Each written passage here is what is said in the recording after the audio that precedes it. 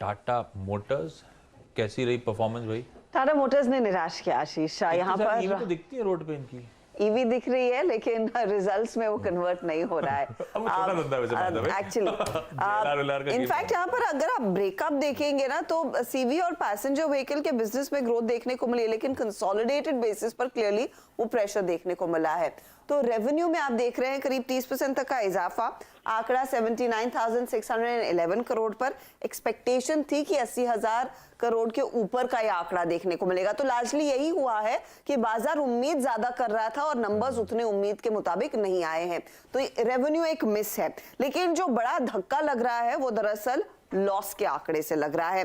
Loss पिछले तिमाही में भी था, लॉस 4,441 करोड़ से घटकर 945 करोड़ पर आया है, लेकिन मार्केट एक्सपेक्ट कर रहा था कि इस क्वार्टर में Q2 में कंपनी प्रॉफिट दिखाएगी और वहां पर एक्सपेक्टेशंस क्लियरली मिस हुई है। 250 करोड़ के प्रॉफिट की उम्मीद के मुकाबले 945 करोड़ का घाटा हुआ है। तो ये इनफैक्ट दूसरा और ये सबसे बड़ा डिसअपॉइंटिंग फैक्टर है। इबिटा लेवल पर भी अगर आप ध्यान देंगे तो स्थिति यही देखने को मिली है। 5,572 करोड़ का इबिटा आया है, हालांकि एक्सपेक्टेशन थी 8,000 करोड़ के ऊपर का देखने को मिलेगा।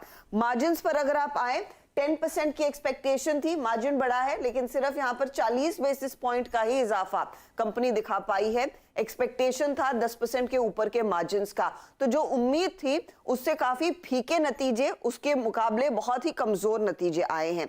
अब एक और चिंता है, नेट डेट का आंकड़ा भी दूसरी तिमाही में काफी ज्यादा बढ़ गया है।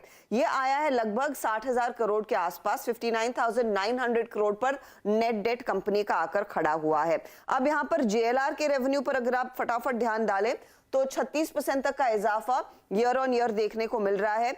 इबिटा 10% के आसपास मार्जिन्स हैं, लेकिन क्वार्टरली बेसिस पर यहां पर 230 बेसिस पॉइंट की गिरावट देखने को मिल रही है।